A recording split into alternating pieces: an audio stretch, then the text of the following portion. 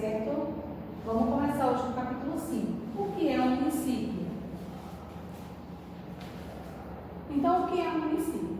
Municípios são áreas territoriais que possuem autonomia política e administrativa. Um conjunto de municípios compõe um estado. No Brasil, existem 26 estados divididos em 5.570 municípios, além do Distrito Federal. Então, eles são compostos de área urbana, ou seja, a área urbana é a parte da cidade, e a área rural é a parte do campo, como a gente já viu. A gente viu também as comunidades. As comunidades são diferentes em vários municípios, e elas podem ser formadas por pessoas que vivem no mesmo bairro, têm os mesmos costumes, estudam na mesma escola, torcem para o mesmo time de futebol, gostam das mesmas músicas, seguem a mesma religião, ou seja, eles compartilham aspectos da mesma cultura, da mesma história ou têm algum interesse em comum no mesmo bairro. Então vamos ver aí, os bairros urbanos. Então, um município geralmente é construído por vários bairros e cada um deles apresenta características próprias. Então, aqui no capítulo 6, temos o bairro tem história. Então, a gente viu a história dos bairros. Então, todo bairro tem história. Da história de um bairro fazem parte a formação, o desenvolvimento e as mudanças que nele ocorrem. Então, na aula que a gente deu dos bairros, a gente viu os tipos dele e as modificações que foram feitas antes, como eles eram antigos, e como eles estão hoje em dia. Então, vários bairros surgiram ou foram transformados por causa da instalação das primeiras fábricas nas cidades brasileiras há cerca de 130 anos. Aqui é a fábrica Fraterni, né, em Recife, em 1950. Então, a história dos bairros, podemos ver muitas mudanças ao longo do tempo na paisagem dos bairros, mas muitas coisas permanecem até hoje. O Pão de Açúcar aqui, ó, do Rio de Janeiro, né? O fotógrafo carioca Marcelo Cavalcante tirou aqui em 2016, mas antigamente era bem diferente aqui nos bairros ao redor, mas o Pão de Açúcar continua do mesmo jeito. Então, no capítulo 7, vimos a vida no bairro em outros tempos. Então, a vida no bairro em outros tempos, veja aí, no início dos anos de 1900, e serviços como asfaltamento de ruas ainda não estavam disponíveis em muitos bairros da cidade brasileira. Veio a pavimentação e iluminação. Então, nos dias atuais, as ruas dos bairros geralmente são asfaltadas. Porém, em várias cidades brasileiras, também são encontradas ruas e calçadas revestidas com paralelepípedos ou outros tipos de pavimentação. E algumas ruas de hoje em dia, né, também podem ser de terra. A gente viu que nessa aula, a gente viu os vários tipos de ruas, a gente viu as ruas longas, estreitas, curtas, sem saída, a gente viu que algumas ruas são feitas de pedras, algumas ruas são com barro. Então a gente viu também que, eu dei até um exemplo para vocês, que algumas ruas de Olinda tem muitas ruas de pedras. Lembram? Aqui tem o centro de Paraty, no Rio de Janeiro, que é a observação aqui, é na rua que é de pedra. Então, por volta de 100 anos atrás, em muitos bairros das cidades brasileiras, as ruas eram iluminadas com lampiões, pois a eletricidade ainda estava começando a ser usada aqui no Brasil. Atualmente, a gente pode encontrar esse tipo de iluminação preservado em algumas cidades brasileiras, mas nem todas têm. A gente está vendo aqui um lampião preservado na cidade de Ouro Preto, em Minas Gerais. No capítulo 8, vimos o modo de vida no campo. Então a gente viu que durante a maior parte da história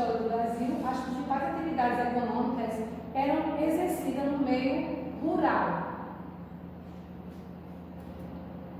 E que atualmente, embora a maioria da população brasileira a gente vive em áreas urbanas, ainda há muitas pessoas que trabalham, estudam e moram no campo.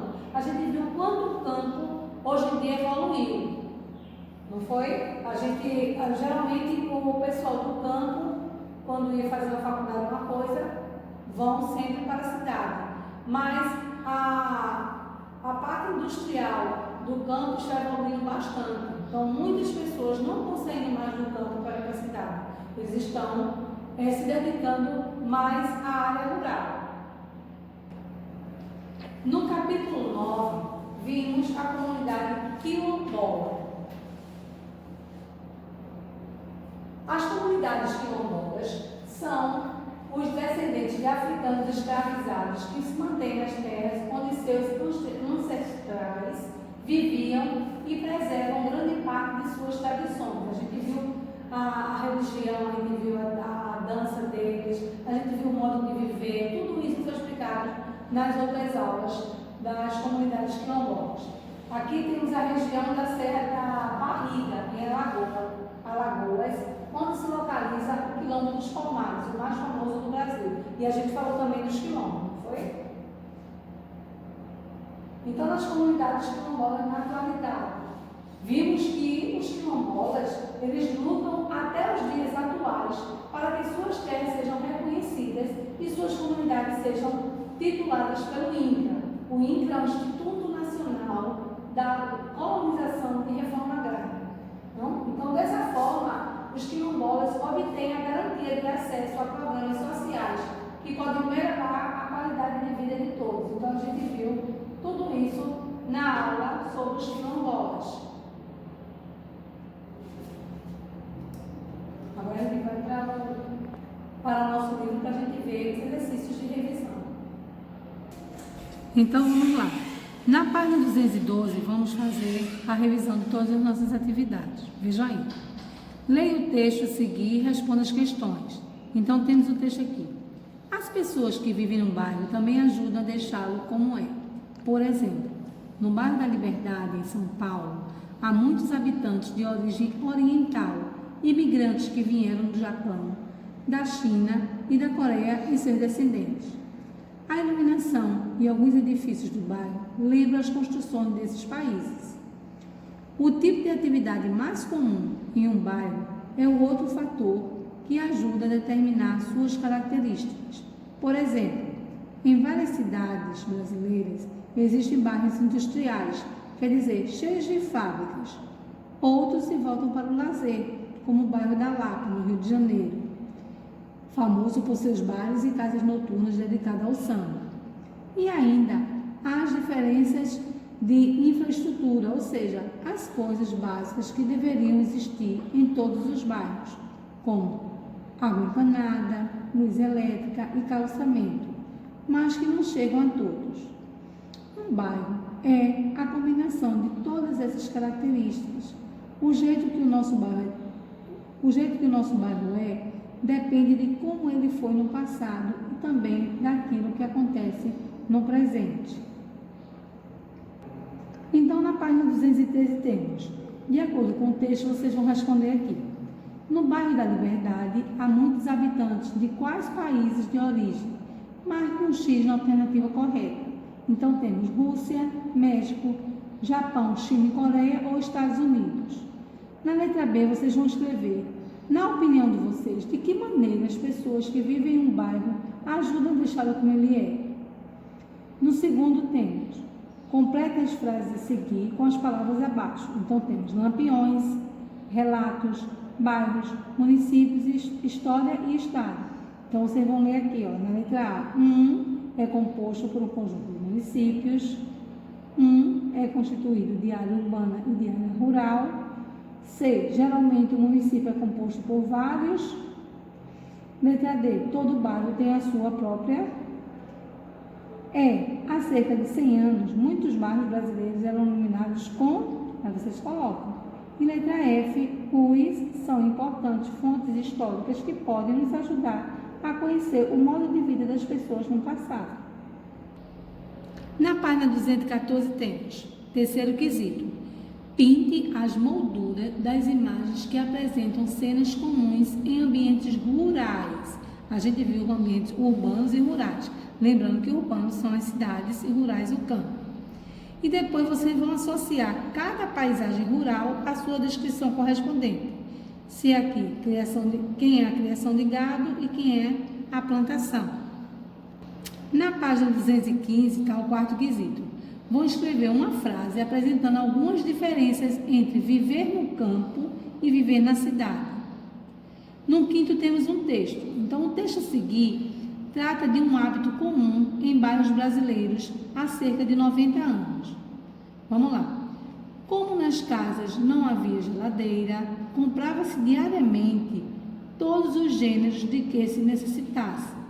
Pela manhã e final da tarde, o carroção de leite com torneiras na parte traseira do tanque passava nas ruas para abastecer as leiteiras e as pessoas vinham de suas casas com copos nas mãos. Nas principais ruas do Brás passava também o cabriteiro, com 6 ou 7 cabras com sinos no pescoço, cujo tilintar podia-se ouvir de longe. O leite era tirado na hora para cada freguês. As crianças chegavam aos bandos com copos e canequinhas e uma colher de chá de óleo para não fazer muita espuma. Então, letra A. Como os habitantes do Brás costumavam comprar leite? Letra B. De acordo com o texto, qual motivo tornava-se esse tipo de comércio comum? E na letra C, atualmente, esse tipo de comércio ocorre no bairro onde você mora? Na página 216 temos, sexto quesito. Associe cada foto de bairro à sua descrição correspondente. Então, temos aqui letra A, B, C e D. Então, aqui está descrevendo como ele é, vocês vão colocar as letras. Então, aqui, ó. O bairro Moinhos de Vento é o mais arborizado do município de Porto Alegre, no estado do Rio Grande do Sul. Nele fica localizado um importante parque que recebeu o mesmo nome do bairro. O Pelourinho é um antigo bairro do município de Salvador, estado da Bahia. Uma de suas principais características é seu conjunto arquitetônico, formado por edifícios de estilo colonial, como igrejas e sobrados coloridos. Santa Teresa é um bairro localizado em uma das serras do município do Rio de Janeiro. Ele é o único bairro da cidade que mantém o bonde elétrico como meio de transporte até os dias de hoje. E o último é o bairro Cidade Velha. É um dos mais antigos municípios de Belém, no estado do Pará. Ele se localiza às margens do rio Guamá, próximo do mercado. Ver o Peso, um dos mais tradicionais de Belém. O texto a seguir trata do cotidiano de uma comunidade quilombola do Maranhão, o quilombo do Frechal. Leia-o e responda as questões. Então vamos lá, a gente viu sobre os quilombolas, né? Somos homens livres e donos de uma terra preciosa, a terra de Frechal. Preciosa porque tudo aqui é de todos. Nossa gente trabalha livre, sem patrão, para benefício de toda a comunidade. As mulheres extraem um coco babaçu, do babaçu-sal, que é nativo daqui da região. Os campos são cheios dessas palmeiras. Tem também o açaí, que é outra palmeira que dá o fruto e também o palmito do tronco. Mas é quebrando um pouco do babaçu e vendendo no mercado que as mulheres conseguem um bom dinheiro para as famílias comprarem as coisas que faltam. As roças são individuais, de cada família, feitas em áreas rotativas de plantio, mas a terra é de uso comum de toda a comunidade. Os homens trabalham nas lavouras de arroz, que ficam nas várzeas inundadas, feijão, milho e mandioca. Na casa da farinha, a mesma do tempo dos escravos, eles fabricam um produto para toda a comunidade e para vender para fora. Então, na letra A, vocês vão responder. Quais atividades desenvolvidas em Frechal são citadas no texto? Então a gente viu, né? A extração de coco, babaçu, plantação de arroz, feijão, milho, mandioca, né? Além da produção da farinha de mandioca. E na letra B, de acordo com o texto, por que Flechal é uma terra preciosa? Eles acham que tudo é de todos, né? As pessoas trabalham tudo aí em benefício à comunidade. Então, pessoal, essa é a nossa revisão de história da página 212 a 217. Vocês façam, prestem atenção, fiquem com Deus e tenham um lindo dia. Beijos!